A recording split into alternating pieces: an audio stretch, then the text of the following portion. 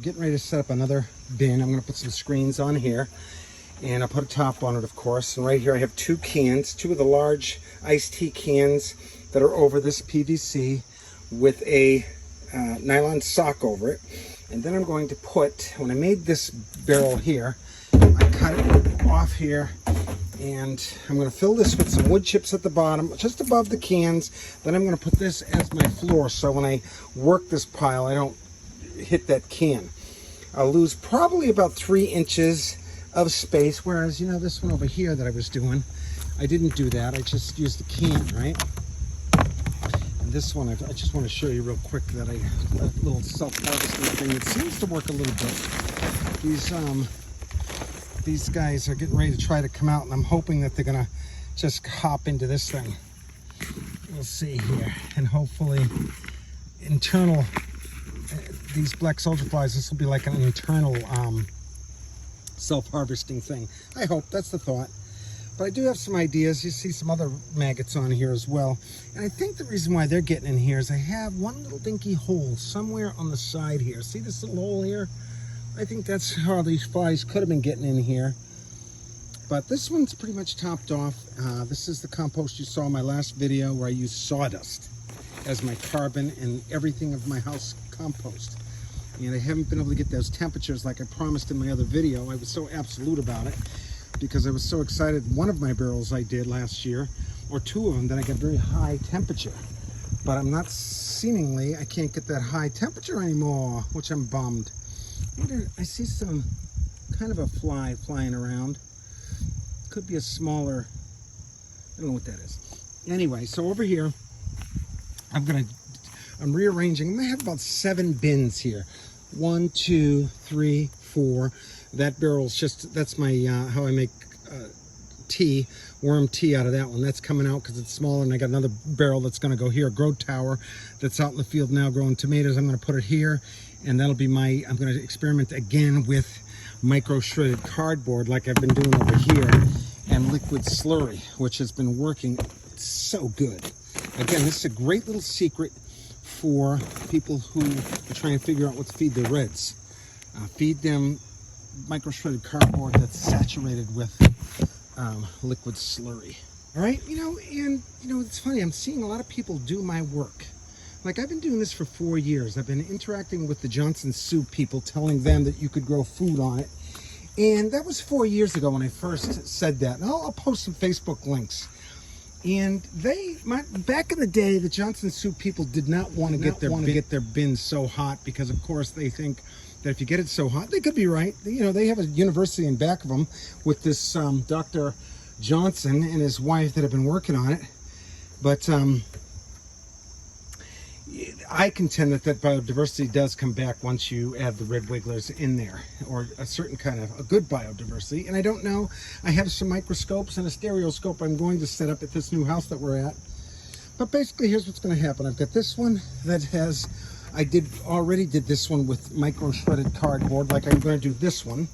So if you go to my CBCB or my Pinpoint Composting series, you can see that I've been going back and forth from sawdust to micro shredded cardboard. I'm liking the sawdust, but I'm certainly liking the micro shredded cardboard as well. We're at almost 4 minutes here. What I'm going to do is I'm going to put some wood chips on here. I'm going to cover it, and I'm going to put this thing on here so when I work the pile again, I don't ruin that can. All right, so I'll keep you posted. That's what we're going to do in this video. I'm going to fill this up again and show you how I did. It'll be very similar to this one over here. I used sawdust, so nothing new. As you can see, I got some black soldier flies flying around there. See, look at, they're just loving it. Like I said in some other videos, I'm wondering if these black soldier flies are the ones that are, these are probably gonna go right up underneath. If these guys mess with the thermophilic stage, just a hunch. All right, let's fill this up. All right, so as you can see, I put some wood chips all around the can. So now I'm gonna put the subfloor down. Here's the subfloor. Again, this was cut right off the top there. The subfloor like that, closer to the can. So when I use my ice auger here, I won't poke holes in the can. You don't have to have the subfloor if you don't have it, like if you have barrels without the top, but you don't have to use it. As I showed in my other video, you could just use a can. that works just as well. These conduits never clog. And so that's cool.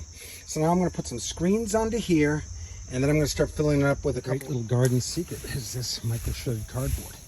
Free all day long. Makes good cat litter, acts as perlite and cocoa coir, and it's free. Retains moisture, adds good aeration between your soil. Worms just love it.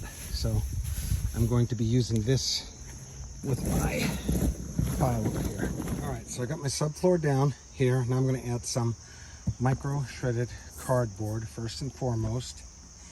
See if the tripod will stay like that. And I'll add a generous portion of micro shredded cardboard.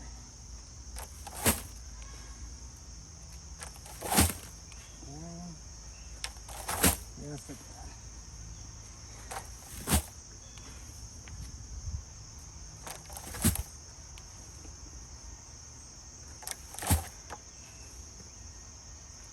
Just like that. Carbon down first, right there, nice bed.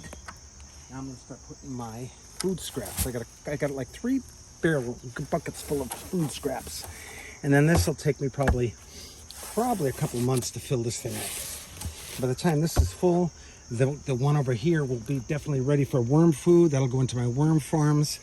That one there, this one here again is micro shredded cardboard, and I'm going to do another micro shredded cardboard with just liquid slurry. So I'm going to be saving my liquid slurry with this one here, and I'll show you that later on in life.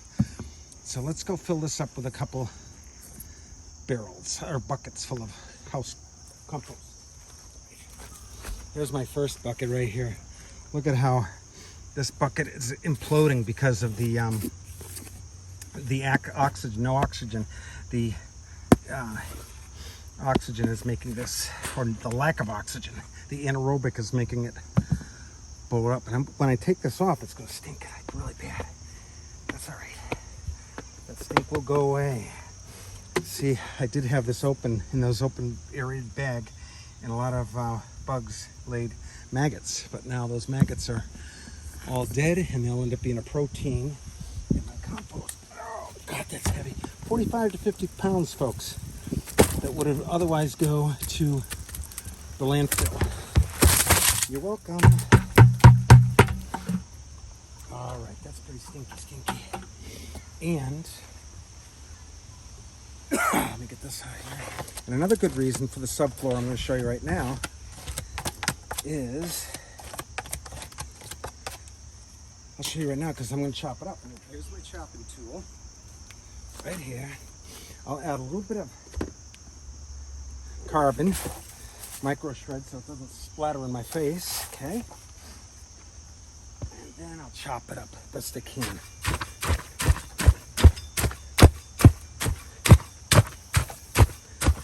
There, just like that.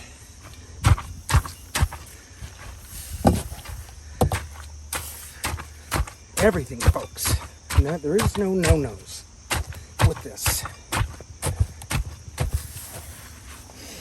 When I go to a party sometimes, I bring composting bucket because people don't know how important organics are. And see why that subfloor is important? I'm not ruining my bucket, my barrel per se, right? All right. Now we got a smell right now, right? What you want to do all the time, cover with a carbon, and that will greatly reduce the smell. There. All right. And now what I'm going to do is I'm going to add this other bucket to it. And this will be rich, awesome soil by April or May. Let Mother Nature do all the work. I'll work the pile, try to get that heat. I can't be as cocky about that heat because I haven't gotten it like I used to get it. And again, I have a feeling or a hunch that it's these black soldier flies that are preventing. All right, here's bucket number 2.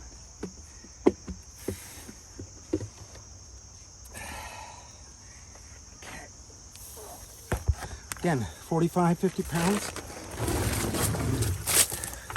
of everything. Psyched. It's the most rebellious thing you can do is stop this organics from leaving your house and giving it back to the man who, again, has no clue what to do with it. I'm going to do something radical to take care of the planet, especially you people who are stopping traffic because you're so pissed off about global warming. You people better be composting, because that's the most radical thing we can all do for each other. Don't wait for the man to fix this problem we've all put ourselves in. We gotta wake up and do it ourselves. And this is how it starts. You start making soil, start growing food with it, figure out how to make some money from it. Because as long as we're a part of this nasty economical system, we have to make money to survive, right? There. Get how nice. I should get some heat with this one. Come on. I'll keep you posted. Again, the post with that one there is I never got the heat I wanted. I already talked about that out of that one there. I never got the heat yet, but I got some serious black soldier flies, as I said many times. And that's just as good, if not better. Because nobody breaks down organics faster than black soldier flies. The problem in my mind is because I have no fish, chickens or ducks or anything to feed that high protein, when they get out of my bins, I lose the tick in my compost and that high protein with them. Which might be fine because maybe they'll remember this area and I'll always never have a problem getting black soldier flies because they know they come. This is their home base. All right. There we go. And now I'll add, always cover with the carbon. This will greatly reduce the smell. The carbon. Just like that. So, especially where I live, we have a lot of neighbors. They don't want to smell dirty compost.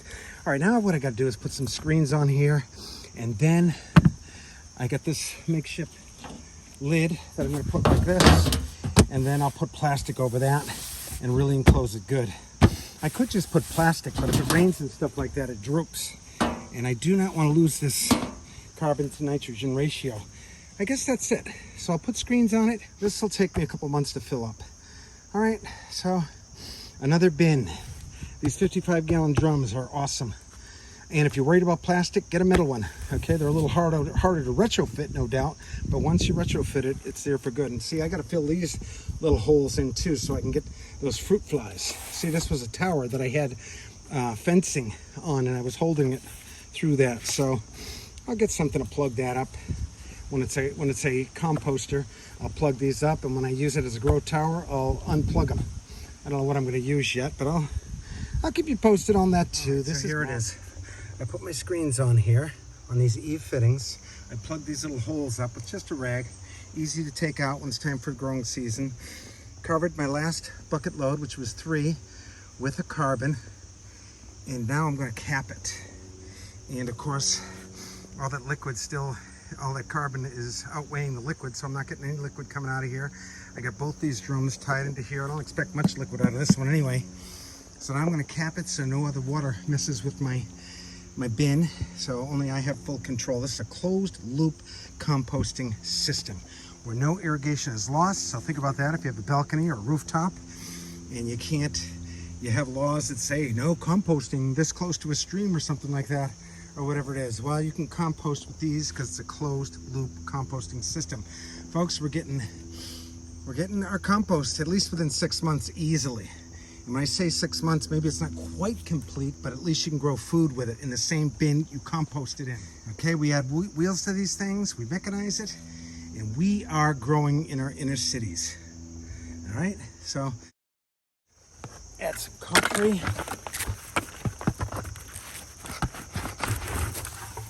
Lots of comfrey to there. High nitrogen. And I'll chop that up good too.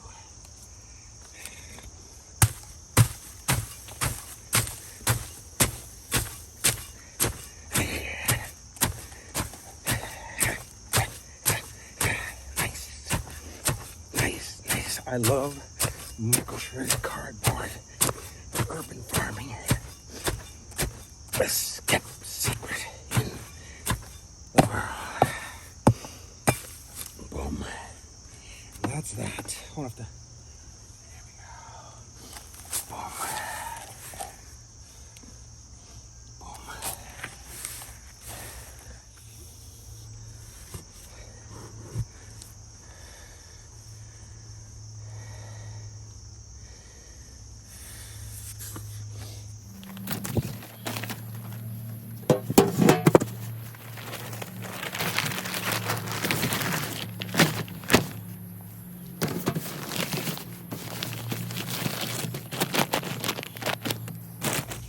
See, you get into that black soldier fly. Again, the screen, I could have used even a thinner screen than that. I have a finer one over here, more like a shear that I could have used. But again, I don't mind the black soldier flies. If I had one of the other black soldier flies or the heat, I think I'd take the black soldier flies as I try to master that heavenly creature as well. Mark, keep going. Hold on. We will most certainly heal this planet, one urban farmer at a time.